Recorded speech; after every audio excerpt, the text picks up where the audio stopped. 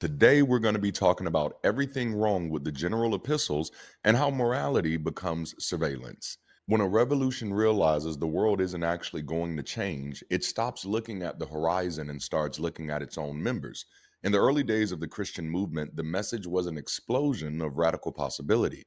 But by the time we reach James, Peter, John, Jude, and Hebrews, the dust has settled, the adrenaline is worn off, and the end of days has missed its deadline.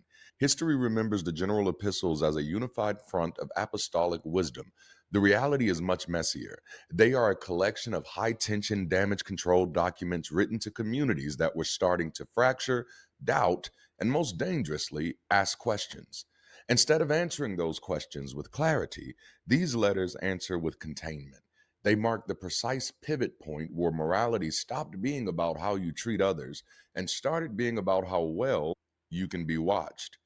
In these pages, curiosity is reframed as instability, difference is diagnosed as contamination, and the brotherly love of the Gospels is retrofitted into a conditional contract.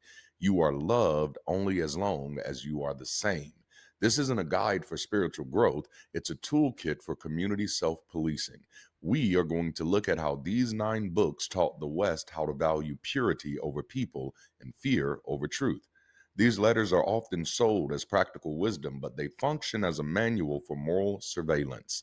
They represent the moment where faith stopped being a journey and started becoming a checkpoint. Here, the good news is replaced by a high stakes loyalty test.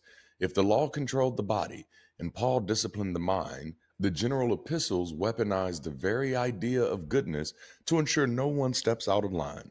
This is the birth of the spiritual panopticon, a world where doubt is a disease, suffering is a trophy, and love is only ever a reward for total intellectual submission. If the law controlled behavior, the gospel's mythologized authority, Acts stabilized structure, Paul internalized obedience, then the general epistles weaponized morality to maintain purity and suppress deviation.